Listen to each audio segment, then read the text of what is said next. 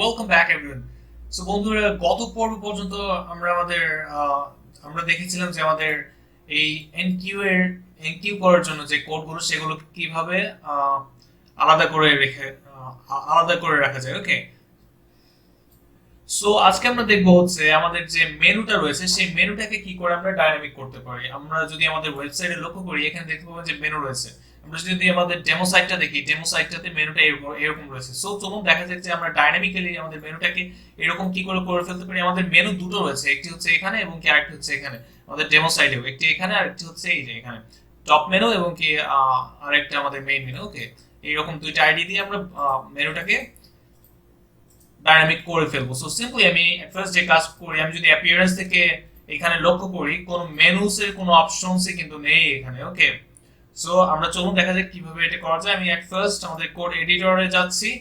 তারপর বন্ধুরা এখানে আমি একটা ফাইল রিকোয়ার করব, require get underscore template underscore directory. Okay, and then আমি এখানে বসিয়ে দিলাম inc স্ল্যাশ আমাদের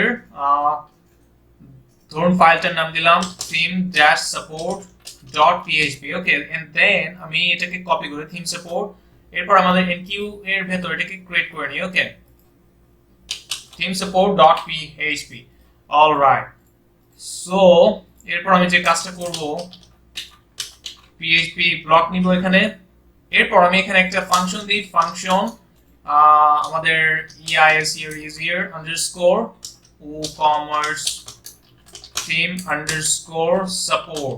আমরা চাইলে যে কোনো নামে কিন্তু এটা দিতে পারি। ওকে, ফাংশনটা। এরপর আমি এখানে অ্যাড অ্যাকশন নিচ্ছি, অ্যাকশন হোক। এরপর এখানে দিয়ে দিব after setup setup underscore theme। ওকে, এরপর আমি এখানে ফাংশনের নামটা দিয়ে দিব।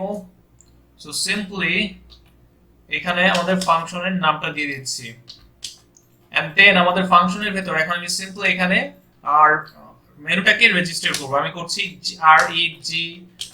regist register underscore nav underscore menus। ওকে, menus।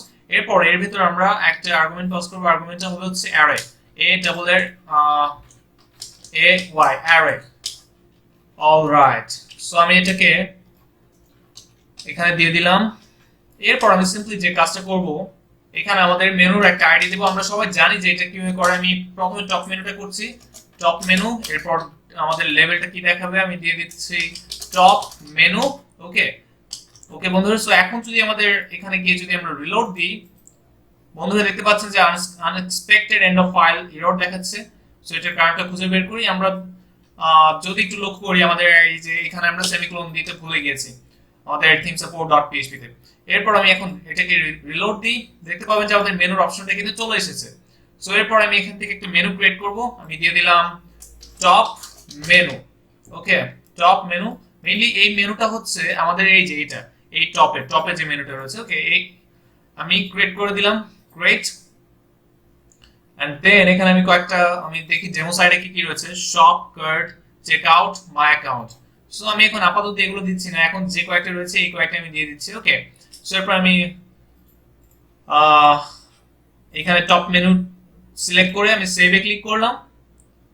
দেন এখন যদি আমি রিলোড দেই, বন্ধুরা দেখতে পাবো যে এখানে কোনো কিছু শো করেনি। এর কারণটা হচ্ছে এখনো কিন্তু আমরা wp nav মেনু ফাংশনটা দিয়ে আমাদের ওটা কিন্তু শো করে না। আমি header.php তে চলে যাচ্ছি। এরপর সিম্পলি আমাদের এই যে আমাদের মেনুটা যে জায়গাতে রয়েছে, আমাদের এইখানটাতে ইউএল, দেন এই ইউএল এর এখানে ইউএল থেকে শুরু এবং কি শেষ এই রাইট সাইড যে ক্লাসটা রয়েছে। ওকে, আপনারা সবাই দেখতে পাচ্ছেন আশা করি। এইখানে এখন আমরা সিম্পলি এই ফ্লোট রাইট এর এটার এই ডিফটার ভেতর একটা পিএইচপি ব্লক নেব, পিএইচপি। এন্ড দেন এখন আমি যে কাজটা করব সেটা হচ্ছে সিম্পলি এখানে নিব wp_nav_menu। ওকে, এরপর এর ভেতর আর্গুমেন্ট পাস করব। সিম্পলি আমি এখানে অ্যারো দিয়ে দিচ্ছি। আমরা আলাদা একটা ভেরিয়েবল নিয়েও করলে করতে পারতাম। ওকে, wp nav menu। এরপর এর ভিতরে আমরা আমাদের থিম লোকেশনটা দেব, theme_location। এন্ড দেন এর ভেতর আমরা আমাদের যে আইডিটা যেটা আমরা theme-support.php তে এই যে ফাংশনটার ভিতরে এই যে টপ মেনু এটাকে শো করতে যাচ্ছি। ওকে, সো এরপর আমি এখন যে কাজটা করব সেটা হচ্ছে আমাদের যে এই যে কন্টেইনার যে ক্লাসটা সেটা কি হবে container underscore class okay container ক্লাসটা ফ্লোয়েট রাইট হবে অলরাইট সো ফ্লোয়েট রাইট দিয়ে দিচ্ছি এন্ড দেন আমি এখন যে কাজটা করব বন্ধুরা আমি এই ডিভটাকে কেটে দিচ্ছি এটা প্রয়োজনীয় যেহেতু আমরা কন্টেইনার ক্লাস এটা দিয়ে দিলাম আমি এটাকে এখান থেকে কেটে দিচ্ছি এখন আমাদের যে কাজটা করতে হবে সেটা হচ্ছে আমাদের ইউএল এর যে ক্লাসটা সেটাও দিয়ে দিতে হবে সো আমি এখানে নিয়ে নিচ্ছি হচ্ছে আইটেমস আন্ডারস্কোর wrap ওকে আইটেমস wrap আমাদের এটা কি হবে আমাদের ইউএল আমাদের এই যে এটা ইউএল টাকে কপি করে নেই এন্ড দেন এর ভেতরে ইউএল টাকে শেষ করে নিই ওকে ইউএল এরপর আমি যে কাজটা করব আমি এটাকে কেটে দিচ্ছি আমি এটা কেটে দিই এরপর এখানে আমরা লিখে দেব হচ্ছে $3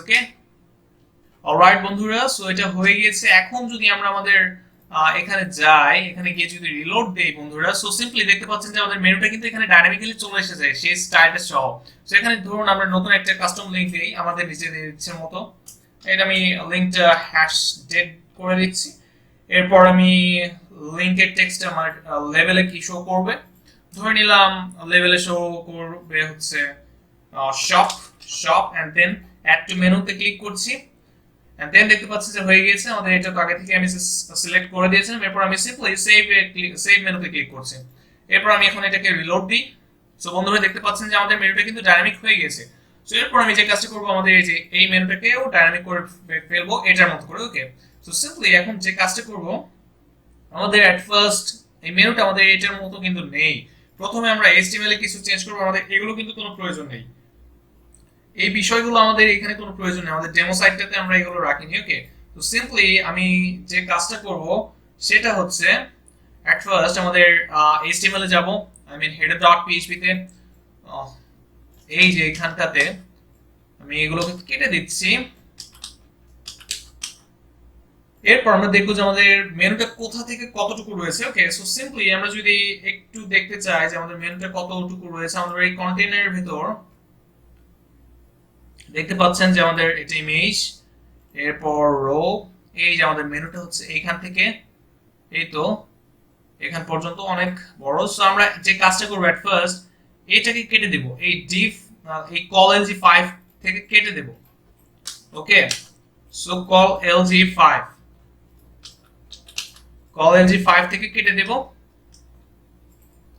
and then আমি divটাকে কেটে দিলাম call lg5 এর এটা শুরু থেকে শেষ পর্যন্ত কেটে দিলাম কেটে দিয়ে এখন যদি রিলোড করি দেখতে পাবো যে আমাদের এতটুকু চলে গিয়েছে এখন আমি এটাকে call lg12 করে দেব ওকে সো সিম্পলি আমি এখান থেকে আমি এই যে আমাদের এটা call lg12 করে দিলাম এখন যদি আমি এটাকে রিলোড দিই দেখতে পাবো যে এটা এই পাশে চলে এসেছে ওকে সো সিম্পলি এখন আমরা যে কাজটা করব সেটা হচ্ছে আমরা আমাদের এই ইউএল থেকে এগুলোকে কেটে দেব সো সিম্পলি আমি এই ইউএল টা শেষ কোথায় হচ্ছে আমি শেষ থেকে কেটে দিচ্ছি শেষ থেকে আমি উপরের দিকে নিয়ে আসছি এন্ড দেন সিম্পলি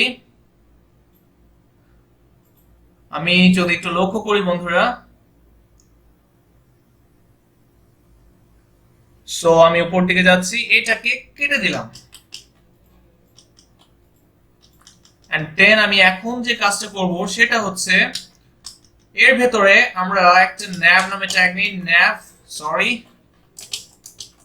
nav শুরু শেষ করি এখন আমি nav এর ক্লাস দিয়ে একটা ক্লাস দিয়ে দিই ক্লাস main dash navigation ওকে main navigation এই ক্লাসগুলো অলরেডি আমাদের css ফাইলে করাই রয়েছে html ওকে তাই আমি ক্লাসগুলো এগুলো দিচ্ছি এরপর আমি এখানে একটা url নেই এইখানে আমাদের এখন ক্লাস দিব সেটা হচ্ছে main dash menu এরপর এর ভিতরে আমরা এখন যে কাজটা করব সেটা হলো আমরা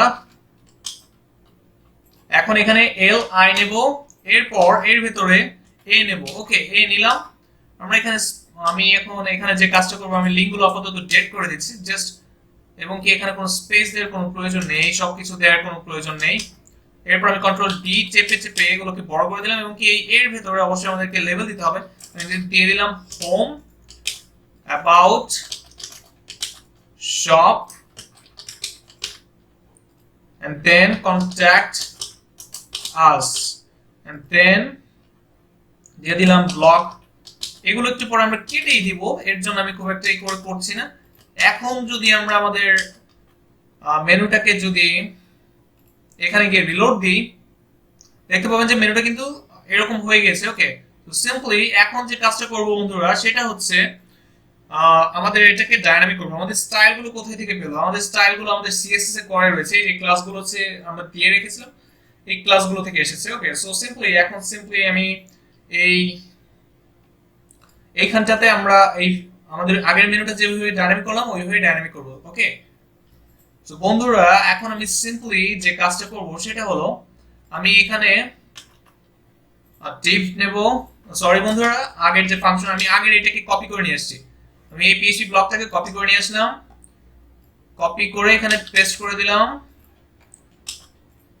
এরপর বন্ধুরা যে কাজটা করব, এট ফার্স্ট আমাদের আইডিটাকে করতে হবে। আমি এখানে এট ফার্স্ট আমাদের থিম সাপোর্টে একটা রেজিস্টার করে নিই, এটাকে ডুপ্লিকেট করে এখানে নামটা দেব ধরুন প্রাইমারি আন্ডারস্কোর অথবা ড্যাশ মেনু। ওকে, প্রাইমারি মেনু এটাকে দিয়ে দিলাম আমাদের মেইন মেনু আমাদের এখানে দেখাবে, অথবা এটাকে আমি প্রাইমারি মেনু দিলেও পারতাম, বাট এটা করছি না আমি এখান থেকে। এখন আইডিটাকে কপি করে সিম্পলি এখন যে কাজটা করব আমাদের header.php তে ব্যাক করে এখানে থিম লোকেশনে আমাদের আইডিটাকে দিয়ে দিলাম। ওকে, এরপর আমাদের কন্টেইনার ক্লাসটা হবে হচ্ছে এই যেটা মেইন নেভিগেশন। ওকে, মেইন নেভিগেশন দিয়ে দিলাম।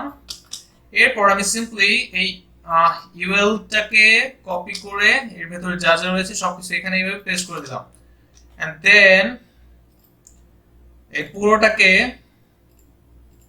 এই nav থেকে nav পর্যন্ত আমি কেটে দিলাম। ওকে, কেটে দিয়ে এখন আমি সিম্পলি আমাদের এখানে কি রিলোড দিই, আপনারা দেখতে পাচ্ছেন যে এখানে একটা এরর শো করছে আনএক্সপেক্টেড প্রাইমারি মেনু। সো এটা কেন আসছে? আমরা যদি আমাদের